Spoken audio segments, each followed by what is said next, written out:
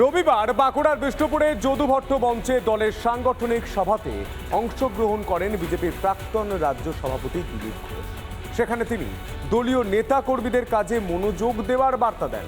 এদিন প্রাক্তন রাজ্য সভাপতির গলায় শোনা গেল, কেন হারলাম, সাধারণ মানুষ কেন ভোট দিল না, সেটা আমাদের পর্যালোচনা করতে হবে।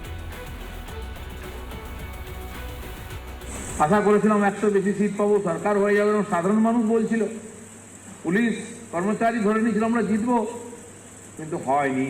তার মানে কোথাও আমাদের ফাঁক আছে, আমাদের অভিজ্ঞতা কম আছে, আমরা সংগঠন জানি, আন্দোলন জানি, কিন্তু ভোট করাতে জানি না। ভোট কি করে করাতে হয় সেটা জানতে হবে, শিখতে হবে। তাহলে পার্টিতে এসে গেছি, একটা পদ পেয়ে গেছি, এই আসছি যাচ্ছি খাচ্ছি, দেখেছে যাই ঘুরে আসি। ভারতীয় জনতা পার্টি করতে গেলে এরকম করলে হবে না।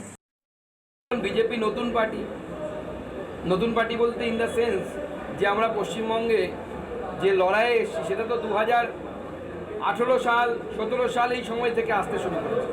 তো স্বাভাবিকভাবে মানুষকে সব কিছু শিখতে সময় লাগে, মায়ের পেট থেকে তো সব শিখে আসে না, আমরা সময়ের সাথে সাথে অনেক কিছু শিখছি। দিলীপ ঘোষ নানান কথা বলছেন, তৃণমূলের মতন বিজেপির নেতারাও এখন সবাই বেসুরো কথা বলেন। সৌমিত্র খান হতে পারে, দিলীপ ঘোষ হতে পারে, অন্য কেউ হতে পারে, শুভেন্দু হতে পারে। বেসুরো কথা বললে খানিকটা কাগজে ভেসে থাকা যায় হয়তোবা, সেই কারণে দিলীপ ঘোষ কিছু বেসুরো কথা বলছেন। এখন তো উনি সভাপতি নেই, ফলে ওর একটা সুরটা বেসুর হয়ে যাচ্ছে। যেমন দিলীপ ঘোষ যখন সভাপতি ছিলেন তখন তার আগের সভাপতি তথাগত রায়ের কথায় সবসময়তেই বেসুর ছিল। সুর বিজেপির থাকবে না, থাকতে পারে না। বেসুরেই বিজেপি, বেসুরেই অগ্নিগর্ভ বাংলাদেশ, সংরক্ষণ বিরোধিতায় উত্তাল ওপার বাংলা। প্রাণ হাতে নেই বাংলাদেশ থেকে এদেশে ফেরার হিড়িক ভারতীয় পড়ুয়াদের। ফিরছেন অন্যান্য দেশের পড়ুয়ারাও। শুধু পড়ুয়া নয়, ফিরছেন পর্যটকও। দেখুন।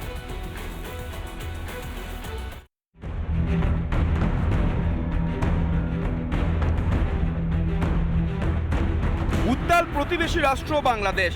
এই পরিস্থিতিতে বাংলাদেশ থেকে দেশে ফিরতে শুরু করেছেন ডাক্তারি পড়ুয়া সহ বহু পর্যটক। রবিবার সবচেয়ে বেশি সংখ্যক পড়ুয়া ভারতে ফিরে এলেন।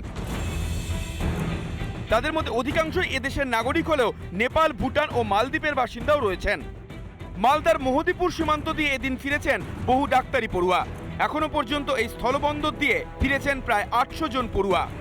এই সীমান্তে এসে আমরা যারা দেখতে পাচ্ছি, বাংলাদেশ থেকে যারা মেডিকেল স্টুডেন্ট, যারা ভারতের বিভিন্ন প্রান্তে থাকে, উত্তরবঙ্গের বিভিন্ন জেলায় থাকে, আজকে আমরা দেখতে পাচ্ছি তারা কিন্তু এসেছে। সমস্ত কিছু তাদের চেকিং করা হচ্ছে এবং তারপর তারা এখান থেকে তাদের বাড়িতে চলে যাবে। আমি থাকি কলকাতা, ওয়েস্ট বেঙ্গল। আমি পড়ি সেম Khaja Yunus Ali Medical College, Rajshahi division. মানে পরিস্থিতি কিছুই বোঝা যাচ্ছে না। আমাদেরকে হাই কমিশনার থেকে অর্ডার দিল যে ইভ্যাকুয়েট করে দেওয়ার জন্য সব হসপিটাল, কলেজ, হোস্টেল সব কিছু। তা আমরা সেই জন্য বেরিয়ে এলাম ওখান থেকে। পড়ুয়ার পাশাপাশি ফিরেছেন পর্যটকরাও। আমরা গেছিলাম বগুড়া থানার রনবাগ। কে আছে ওখানে? ওখানে মাসি আছে। ঘুরতে গেছিলেন? ঘুরতে গেছি। কি পরিস্থিতি ওখানকার?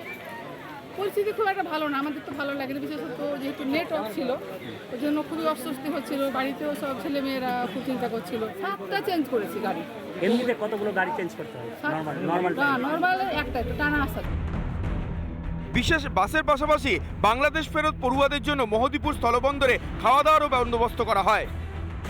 মহদীপুর সীমান্ত থেকে, মহদীপুর বিএসএফের পক্ষ থেকে তাদেরকে বাসের ব্যবস্থা করা হয়েছে এবং তারা এই বাস সোজা মালদা টাউন স্টেশনে যাবে এবং তারপর টাউন স্টেশন থেকে যাদের বাড়ি, যে সমস্ত স্টুডেন্টদের যেখানে বাড়ি, তারা কেউ ট্রেন, কেউ বাস, তাদের সেভাবে গন্তব্য তাদের বাড়িতে নিয়ে যাবে। তারা যে মুহূর্তে আসছেন তাদেরকে যাতে যত তাড়াতাড়ি সম্ভব তাদের আমরা এখান থেকে ছেড়ে তার বাড়ির দিকে যেতে পারেন সেটা করা হচ্ছে। বাংলাদেশের ওই তরফে আমাদেরই ইন্ডিয়ান হাই কমিশনের তরফ থেকে বাংলাদেশের অথরিটির সঙ্গে যোগাযোগ রেখে ভালো ব্যবস্থা করেছে তারা। উত্তর 24 পরগনার পেট্রাপোল সীমান্ত দিয়ে এদিন ভারতে ফেরেন প্রায় 20 জন মেডিকেল পড়ুয়া। যদিও পড়ুয়াদের মধ্যে কেউই সে দেশের পরিস্থিতি নিয়ে মুখ খুলতে চাননি। হ্যাঁ, সবাই ডাক্তারি পড়তে গিয়েছে সবাই। এরা গুজরাটের আছে, কাশ্মীরের আছে, ইউপির আছে, তো ওই সারা ইন্ডিয়ারই। চোপড়ার 5 জন ডাক্তারি পড়তে বাংলাদেশে গিয়েছিলেন। আজ তারা দেশের মাটিতে পা দেওয়ায় স্বস্তির নিঃশ্বাস পরিবারে। এখনো বাংলাদেশে আটকে বহু ভারতীয় পড়ুয়া। বাংলাদেশ ও ভারত সরকারের উদ্যোগে তাদের দেশে ফিরিয়ে আনার ব্যবস্থা করা হচ্ছে। দীপঙ্কর গোস্বামী, টিটপ বিশ্বাস ও তুষার বিশ্বাসের রিপোর্ট, রিপাবলিক বাংলা। অবশেষে তার দেখা মিলল। আসলে বর্ষার আগমন হয়ে গেলেও দীঘায় মোহনায় ইলিশের দেখা ছিল না। সমস্যায় পড়ছিলেন মৎস্যজীবীরা। অবশেষে কাটল খরা, দেখা মিলল ইলিশের। ঝিরঝিরে বৃষ্টি আর পূবালি হাওয়ায় ইলিশ ওঠার পক্ষে অনুকূল বলে মনে করা হয়। আর সেই অনুকূল পরিবেশ শুরু হতেই দীঘার মোহনায় দেখা মিলল ইলিশের। তবে দাম মোটেই কম নয়। বড় মাপের ইলিশ বিকোচ্ছে 1200 থেকে 1500 টাকায়। একটু ছোট মাপের ইলিশের দাম 800 থেকে 900 টাকা। বাজারে ইলিশের আগমনে খুশি পর্যটক সহ মাছ ব্যবসায়ীরা। ইলিশ কিনতে পারছেন? তো মাছের দাম আরো কমবে বলে মনে করছেন? মাছ হলে কমবে, মাছ আমদানি কম, মাছের দাম বরং ঠিক আছে।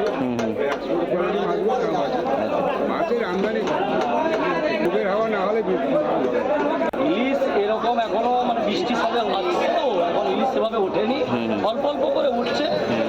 ইলিশের রেট ওই ধরুন 500-600 মাছ 1000 টাকা হচ্ছে, 700-800 ভেতরে 1300-1250 এরকম করে থাকছে, বুঝেছেন। আর 1 কিলো মাছ 1600 করে থাকছে। বৃষ্টি বাড়লে মাছ উঠলে অবশ্যই দাম কমে যাবে। অবশ্যই চাহিদা ইলিশের ভালো আছে, কিন্তু রেট হাইয়ের জন্য কাস্টমার সবাই অ্যাফোর্ড করতে পারছে না।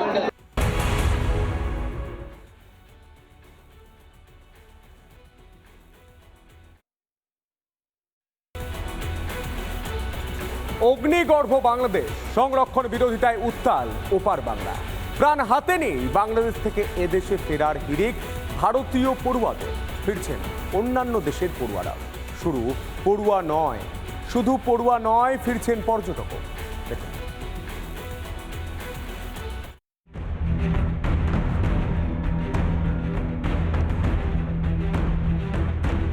উত্তাল প্রতিবেশী রাষ্ট্র বাংলাদেশ। এই পরিস্থিতিতে বাংলাদেশ থেকে দেশে ফিরতে শুরু করেছেন ডাক্তারি পড়ুয়া সহ বহু পর্যটক। রবিবার সবচেয়ে বেশি সংখ্যক পড়ুয়া ভারতে ফিরে এলেন। তাদের মধ্যে অধিকাংশই এদেশের নাগরিক হলেও নেপাল, ভুটান ও মালদ্বীপের বাসিন্দাও রয়েছেন। মালদার মোহদীপুর সীমান্ত দিয়ে এদিন ফিরেছেন বহু ডাক্তারি পড়ুয়া। এখনো পর্যন্ত এই স্থলবন্দর দিয়ে ফিরেছেন প্রায় 800 জন পড়ুয়া।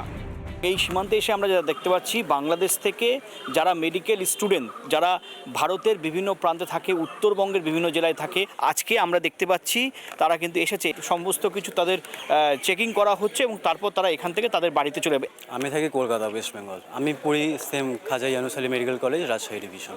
মানে পরিস্থিতি কিছুই বোঝা যাচ্ছে না। আমাদেরকে হাই কমিশনার থেকে অর্ডার দিল যে ইভ্যাকুয়েট করে দেওয়ার জন্য সব হসপিটাল, কলেজ, হোস্টেল সব কিছু। তা আমরা সেই জন্য বেরিয়ে এলাম ওখান থেকে। পড়ুয়ার পাশাপাশি ফিরেছেন পর্যটকরাও।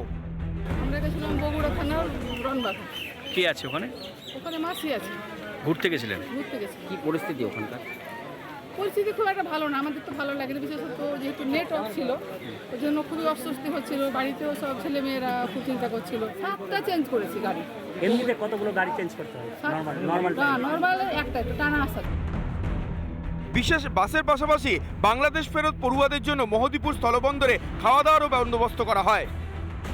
মহিদীপুর সীমান্ত থেকে মহিদীপুর বিএসএফের পক্ষ থেকে তাদেরকে বাসের ব্যবস্থা করা হয়েছে এবং তারা এই বাস সোজা মালদা টাউন স্টেশনে যাবে এবং তারপর টাউন স্টেশন থেকে যাদের বাড়ি, যে সমস্ত স্টুডেন্টদের যেখানে বাড়ি, তারা কেউ ট্রেন, কেউ বাস, তাদের সেভাবে গন্তব্য তাদের বাড়িতে নিয়ে যাবে।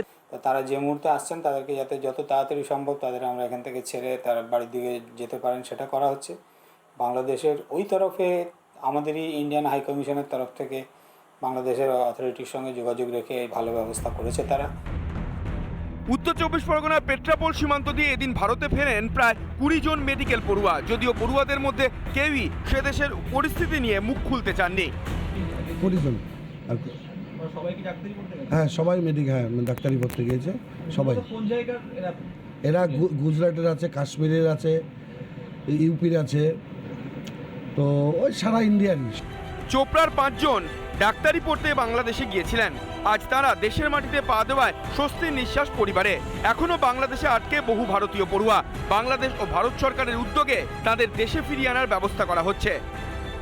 দীপঙ্কর গোস্বামী, টিটপ বিশ্বাস ও তুষার বিশ্বাসের রিপোর্ট, রিপাবলিক বাংলা।